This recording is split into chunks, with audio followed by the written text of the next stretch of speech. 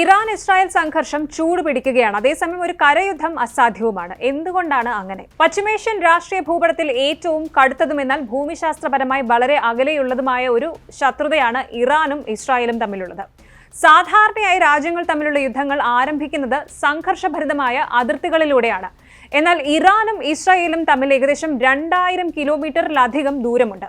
ഈ രണ്ട് രാജ്യങ്ങൾക്കും ഇടയിൽ 1, 2, 3 സ്വതന്ത്ര പരമാധികാര രാജ്യങ്ങൾ സ്ഥിതി ചെയ്യുന്നുമുണ്ട്. ലോകത്തിലെ ഏറ്റവും സംഘർഷഭരിതമായ ചില ഭൂപ്രദേശങ്ങളിലൂടെയാണ് ഈ ദൂരം കടന്നു പോകുന്നത്.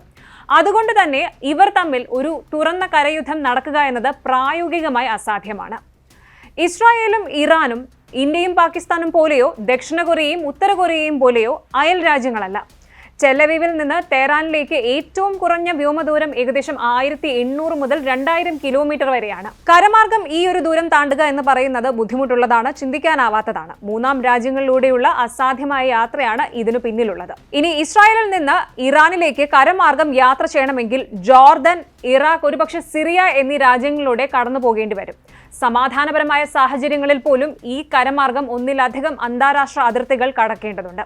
ഓരോ രാജ്യത്തിനും അതിൻ്റെതായ സങ്കീർണമായ നയതന്ത്ര നിലപാടുകളും പ്രവേശന അനുമതികളുമുണ്ട്. കണക്കാക്കപ്പെടുന്ന കരദൂരം ഏകദേശം 1600 മുതൽ 2000 കിലോമീറ്റർ വരെയാണ്. തിരഞ്ഞെടുക്കുന്ന പാതയെ ആശ്രയിച്ചിരിക്കും ഈ ദൂരവും. എന്നാൽ യാഥാർത്ഥ്യം ഇതാണ്: ഇസ്രായേലും ഇറാനും തമ്മിൽ നേരിട്ട് ബന്ധിപ്പിക്കുന്ന റോഡുകളോ ട്രെയിൻ പാതകളോ അംഗീകൃതമായ ഒരു കര ഇടനാഴിയോ നിലവിലില്ല. അതായത് ഇസ്രായേലി പൗരന്മാർക്കോ ഇറാനിയൻ പൗരന്മാർക്കോ നിയമപരമായി അന്യരാജ്യം സന്ദർശിക്കാൻ മാർഗമില്ല എന്നാണ്. 1979 ഇസ്ലാമിക വിപ്ലവത്തിന് ശേഷം ഇരു രാജ്യങ്ങളും ഔദ്യോഗിക നയതന്ത്ര ബന്ധങ്ങൾ പൂർണ്ണമായി വിച്ഛേദിച്ചിരിക്കുകയാണ്. ഇസ്രായേലി പാസ്പോർട്ട് ഉള്ളവർക്ക് ഇറാനിലേക്ക് പ്രവേശനം നിരോധിച്ചിട്ടുണ്ട്. ഒരു ഇറാനിയൻ പാസ്പോർട്ടിൽ ഇസ്രായേലുമായി ബന്ധപ്പെട്ട ഒരു വിസ സ്റ്റാമ്പോ മറ്റെന്തെങ്കിലും അടയാളമോ ഉണ്ടെങ്കിൽ പോലും മേഖലയിലെ മറ്റു പല രാജ്യങ്ങളിലും പ്രവേശനം നിഷേധിക്കപ്പെടാൻ അത് കാരണമായേക്കും. ഇനി എന്തുകൊണ്ടാണ് ഒരു കരയുദ്ധം പരിഗണനയിൽ ഇല്ലാത്തത് എന്നൊന്നും പരിശോധിക്കാം. ഇസ്രായേലും ഇറാനും തമ്മിൽ ഒരു പരമ്പരാഗത രീതിയിലുള്ള കരയുദ്ധം എന്നത് പ്രാക്ടിക്കൽ അല്ല. ഇരു രാജ്യങ്ങളും തമ്മിൽ തുറന്ന സംഘർഷം ഉണ്ടായാൽ പോലും ഒരാൾക്ക് മറ്റൊരാളുടെ പ്രദേശത്തേക്ക് ടാങ്കുകൾ നീക്കാനോ സൈനികരെ അയക്കാനോ കഴിയില്ല. ഒരു പൂർണ്ണ യുദ്ധത്തിനുള്ള സൈനിക നീക്കങ്ങൾ നടത്താൻ മൂന്നാം കക്ഷികളായ രാജ്യങ്ങളെ ആശ്രയിക്കാതെ ഒരു മാർഗവും നിലവിലില്ല. മാത്രമല്ല, പല മൂന്നാം രാജ്യങ്ങളും ഒരു സമ്പൂർണ്ണ യുദ്ധത്തിന് തങ്ങളുടെ ഭൂമി ഉപയോഗിക്കാൻ അനുവദിക്കാൻ തയ്യാറുമല്ല. ഇറാനാണ് മേഖലയിലെ ഏറ്റവും വലിയ കരസേനയുള്ളത്. റിസർവ് സേനയടക്കം ഏകദേശം 11 ലക്ഷത്തിലധികം സൈനികരാണ് അവർക്കുള്ളത്. എന്നാൽ ഇസ്രായേലിന് താരതമ്യേന കുറഞ്ഞതും എന്നാൽ സാങ്കേതികമായി ഏറെ മുന്നിട്ട് നിൽക്കുന്നതുമായ ഏകദേശം 4 മുതൽ 5 ലക്ഷം വരെ സൈനികരുമുണ്ട്. സൈനിക ശക്തി എത്ര വലുതാണെങ്കിലും ഈ ഒരു സാഹചര്യത്തിൽ അത് അന്യരാജ്യത്ത് എത്തിക്കാൻ സാധിക്കാത്ത സ്ഥിതി ആയതുകൊണ്ട് തന്നെ കരസേനയുടെ വലുപ്പം അപ്രസക്തമാണ്. ഇനി വ്യോമയുദ്ധത്തിലേക്കും രഹസ്യ നീക്കങ്ങളിലേക്കും മാറിയ യുദ്ധക്കളം എങ്ങനെയെന്ന് പരിശോധിക്കാം. ഇറാനും ഇസ്രായേലും തമ്മിലുള്ള യുദ്ധക്കളം സാഹചര്യങ്ങൾ ആവശ്യപ്പെടുന്നതനുസരിച്ച് വ്യോമമേഖലയിലേക്ക് മാറിയിരിക്കുന്നു. ഇസ്രായേലിന്റെ F-16 പോർ വിമാനങ്ങൾ പോലുള്ള യുദ്ധവിമാനങ്ങൾ പലപ്പോഴും ആകാശത്ത് വെച്ച് ഇന്ധനം നിറച്ച് ദൂരപരിധി വർദ്ധിപ്പിച്ച് ഇറാനിയൻ പ്രദേശങ്ങളിലേക്ക് ആഴത്തിൽ ദീർഘദൂര ആക്രമണങ്ങൾ നടത്തിയതായി റിപ്പോർട്ടുണ്ട്. വിദേശ മണ്ണിൽ ഇറങ്ങേണ്ട ആവശ്യം വരാതെ തന്നെ ലക്ഷ്യസ്ഥാനങ്ങളിൽ ആക്രമണം നടത്തി മടങ്ങാൻ ഈ വ്യോമദൂരം ഇസ്രായേലിനെ സഹായിക്കുന്നു. ജോർദൻ അല്ലെങ്കിൽ ഖത്തർ പോലുള്ള ചില സഖ്യകക്ഷികളിൽ നിന്ന് ഇസ്രായേലിന് നിശബ്ദമായ സഹകരണം ലഭിക്കുന്നുണ്ടെന്നും ചില റിപ്പോർട്ടുകൾ സൂചിപ്പിക്കുന്നു.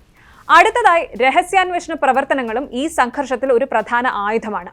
ഇസ്രായേലിന്റെ രഹസ്യാന്വേഷണ ഏജൻസിയായ മൊസാദ് പ്രാദേശിക ഡ്രോൺ താവളങ്ങളിലൂടെ ഇറാനകത്ത് ആക്രമണങ്ങൾ ആസൂത്രണം ചെയ്തതായി വിശ്വസിക്കപ്പെടുന്നു. ഈ ഡ്രോൺ ആക്രമണങ്ങൾ മിസൈൽ ലോഞ്ചറുകൾ പ്രവർത്തനരഹിതമാക്കാനും ഇറാനിന്റെ പ്രതിരോധ അടിസ്ഥാന സൗകര്യങ്ങൾ തകർക്കാനും ലക്ഷ്യമിടുന്നു. ഇറാന്റെ ആണവ ശാസ്ത്രജ്ഞരെ വധിക്കുന്നതിലും ആണവ കേന്ദ്രങ്ങളിൽ സൈബർ ആക്രമണങ്ങൾ നടത്തുന്നതിലും മൊസാദിന് പങ്കുണ്ടെന്ന ആരോപണങ്ങളുണ്ട്. ഇറാൻ ആകട്ടെ തങ്ങളുടെ ഭാഗത്തു നിന്ന് നേരിട്ട് ആക്രമണങ്ങൾക്ക് മുതിരാതെ ഇസ്രായേലിനെ നിരന്തരം ഭീഷണിപ്പെടുത്താൻ പ്രോക്സി ശക്തികളെ ഉപയോഗിക്കുന്നു. ലെബനനിലെ ഹിസ്ബുള്ള, ഗസയിലെ ഹമാസ്, സിറിയയിലും ഇറാഖിലുമുള്ള വിവിധ സായുധ ഗ്രൂപ്പുകൾ എന്നിവർ ഇതിൽ ഉൾപ്പെടുന്നുണ്ട്. ഈ ഗ്രൂപ്പുകൾ ഇറാന്റെ കൈകളായിട്ടാണ് പ്രവർത്തിക്കുന്നത്. അതിർത്തി കടന്ന ഒരൊറ്റ ഇറാനിയൻ സൈനികനെ പോലും വിന്യസിക്കാതെ തന്നെ തെഹ്റാൻ ഒരു ശക്തമായ ഭീഷണിയായി നിലനിൽക്കാൻ ഇത് സഹായിക്കുന്നു. യമനിലെ ഹൂതി വിമതരും ഈ പ്രോക്സി ശൃംഖലയുടെ ഭാഗമാണ്. അവർ ചെങ്കടലിലൂടെയുള്ള കപ്പൽ ഗതാഗതത്തിന് ഭീഷണി ഉയർത്തി ഇസ്രായേലിനും അതിന്റെ സഖ്യകക്ഷികൾക്കും സമ്മർദ്ദം ചെലുത്തുന്നു. ഇരു രാജ്യങ്ങളുടെയും വ്യോമസേനകളും മിസൈലുകളും തമ്മിലുള്ള ഒരു കമ്പാരിസൺ കൂടി ഈ ഒരു അവസരത്തിൽ പരിശോധിക്കാം. ഇരു രാജ്യങ്ങളും തമ്മിൽ ഒരു സമ്പൂർണ്ണ യുദ്ധത്തിലേക്ക് നീങ്ങുകയാണെങ്കിൽ അത് പ്രധാനമായും ആകാശത്തു നിന്നും പ്രോക്സി മിലിഷ്യകളിലൂടെയും ആയിരിക്കും പോരാടുക എന്ന് വ്യക്തമാണ്. വ്യോമയുദ്ധത്തിൽ ഇസ്രായേലിന് കാര്യമായ മുൻതൂക്കമുണ്ട്. അത്യാധുനിക യുദ്ധവിമാനങ്ങളും യുദ്ധപരിചയ സമ്പന്നരായ പൈലറ്റുമാരും അവർക്കുണ്ട്. പോരാതെ ഇസ്രായേലിന്റെ വ്യോമസേന ലോകത്തിലെ ഏറ്റവും മികച്ച ഒന്നായി കണക്കാക്കപ്പെടുന്നു. എന്നാൽ ഇറാൻ താരതമ്യേന കാലഹരണപ്പെട്ട വ്യോമസേനയും പരിമിതമായ വ്യോമയുദ്ധ പരിചയവും കൊണ്ട് ബുദ്ധിമുട്ടുന്ന ഒന്നാണ്. US ഉപരോധങ്ങൾ കാരണം ഇറാന് പുതിയ യുദ്ധവിമാനങ്ങൾ സ്വന്തമാക്കാനോ നിലവിലുള്ളവ നവീകരിക്കാനോ സാധിച്ചിട്ടുമില്ല. എങ്കിലും ബാലിസ്റ്റിക് മിസൈലുകളുടെയും പോരാട്ട ഡ്രോണുകളുടെയും വർദ്ധിച്ചുവരുന്ന ശേഖരം ഉപയോഗിച്ച് ഇറാൻ ഈ വിടവ് നികത്തുന്നു. ഇറാന്റെ വ്യോമസേന ദുർബലമാണെങ്കിലും അതിന്റെ ദീർഘദൂര മിസൈൽ സംവിധാനങ്ങൾ ഇസ്രായേലി നഗരങ്ങൾക്കും അടിസ്ഥാന സൗകര്യങ്ങൾക്കും സൈനിക ലക്ഷ്യങ്ങൾക്കും ഒരു വലിയ ഭീഷണിയാണ്, പ്രത്യേകിച്ചും ഒരു ഏകോപിപ്പിച്ച ആക്രമണം നടത്തിയാൽ. ഇറാന് ആയിരക്കണക്കിന് മിസൈലുകൾ ഉണ്ടെന്നും അവയിൽ പലതും ഇസ്രായേലിലെത്താൻ ശേഷിയുള്ളതാണെന്നും കണക്കാക്കപ്പെടുന്നു. അടുത്തത് അമേരിക്കയുടെയും തന്ത്രപരമായ സഖ്യകക്ഷികളുടെയും പങ്കാണ്. ഇസ്രായേൽ ഇറാൻ സംഘർഷത്തിൽ അമേരിക്കയുടെ പങ്ക് അവ്യക്തമാണെങ്കിലും അത് നിർണായകമായ സ്വാധീനം ചെലുത്തുന്നുണ്ട്. ഇന്ത്യൻ മഹാസമുദ്രത്തിലെ ഡിയേഗോ ഗാർഷ്യ പോലുള്ള സമീപ പ്രദേശങ്ങളിൽ അത്യാധുനിക US സൈനിക ആസ്തികളായ B-2 ബോംബറുകൾ വിന്യസിച്ചതായി റിപ്പോർട്ടുണ്ട്. ഇത്തരം സൈനിക ശേഷിയുടെ സാന്നിധ്യം ഇടപെടാനുള്ള സന്നദ്ധതയോ അല്ലെങ്കിൽ ഇറാനെ പിന്തിരിപ്പിക്കാനുള്ള ശ്രമമോ സൂചിപ്പിക്കുന്നു. അമേരിക്കയുടെ പശ്ചിമേഷ്യയിലെ സൈനിക താവളങ്ങൾ ഇസ്രായേലിന് തന്ത്രപരമായ പിന്തുണയും നൽകുന്നുണ്ട്. വിശാലമായ മേഖലയിൽ ജോർദൻ, ഖത്തർ തുടങ്ങിയ രാജ്യങ്ങൾ ചില ഇസ്രായേലി പ്രവർത്തനങ്ങളെ വ്യോമാതിർത്തി അനുവദിച്ചോ അല്ലെങ്കിൽ നിശബ്ദമായ ലോജിസ്റ്റിക് പിന്തുണ നൽകിയോ സഹായിച്ചതായി റിപ്പോർട്ടുണ്ട്. പ്രാദേശിക നയതന്ത്രത്തിൽ ശ്രദ്ധയോടെ നീങ്ങുന്ന ഈ രാജ്യങ്ങൾ പൂർണ്ണമായ കര ആക്രമണങ്ങൾക്ക് അനുമതി നൽകാൻ സാധ്യതയില്ലെങ്കിലും പരിമിതമായ വ്യോമ നീക്കങ്ങൾക്ക് നിശബ്ദമായി സഹായം നൽകിയേക്കാം. സൗദി അറേബ്യ, UAE തുടങ്ങിയ ഗൾഫ് രാജ്യങ്ങളും ഇറാനെതിരായ ഇസ്രായേലിന്റെ നീക്കങ്ങളെ പരോക്ഷമായി പിന്തുണയ്ക്കാൻ സാധ്യതയുണ്ട്. കാരണം അവരും ഇറാന്റെ പ്രാദേശിക സ്വാധീനത്തിൽ ആശങ്കാകുലരാണ്. ഇസ്രായേൽ ഇറാൻ സംഘർഷം അക്ഷരാർത്ഥത്തിൽ അതിരുകളില്ലാത്ത ഒരു യുദ്ധമാണ്. ഇത് നിലപാടുകളുടെയും കൃത്യതയുടെയും ചാരപ്രവർത്തനങ്ങളുടെയും അതുപോലെ വ്യോമാക്രമണങ്ങളുടെയും ഒരു യുദ്ധമാണ്. അല്ലാതെ കരയിൽ സൈനികർ നേരിട്ട് നടത്തുന്ന ഒരു യുദ്ധമല്ല. ഇത് പരമ്പരാഗത യുദ്ധത്തെക്കാൾ വിനാശകരമല്ലെന്ന് തോന്നാമെങ്കിലും അതൊട്ടും അപകടമല്ലാത്ത ഒന്നല്ല. ഈ സംഘർഷം പശ്ചിമേഷ്യയുടെ സുരക്ഷയ്ക്ക് വലിയ ഭീഷണി തന്നെയാണ്. ഇരു രാജ്യങ്ങളുടെ സംഘർഷത്തെ സവിശേഷമാക്കുന്നത് ഒരു പൊതു അതിർത്തിയുടെ അഭാവം മാത്രമല്ല, അങ്ങനെ ഒരു പൊതു അതിർത്തി ഇല്ലാതിരുന്നിട്ടും ശത്രുതയുടെ നിലനിൽപ്പാണ്. പ്രത്യയശാസ്ത്രം, ഭൗമരാഷ്ട്രീയം, പ്രാദേശിക ശക്തി പോരാട്ടങ്ങൾ എന്നിവയാൽ നിലനിർത്തപ്പെടുന്ന ഏകദേശം 2000 കിലോമീറ്റർ നീളമുള്ള ശത്രുതയാണിത്.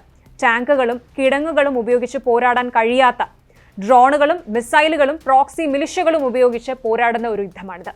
അതുകൊണ്ട് തന്നെ ഈ സംഘർഷത്തിന് ഒരു പരമ്പരാഗത യുദ്ധത്തിന്റെ ലക്ഷണങ്ങൾ ഒന്നും ഇല്ലെങ്കിലും അതിന്റെ ഫലങ്ങൾ മേഖലയ്ക്കും ലോകത്തിനും ഗുരുതരമായ പ്രത്യാഘാതങ്ങൾ ഉണ്ടാക്കാൻ സാധ്യതയുണ്ട്.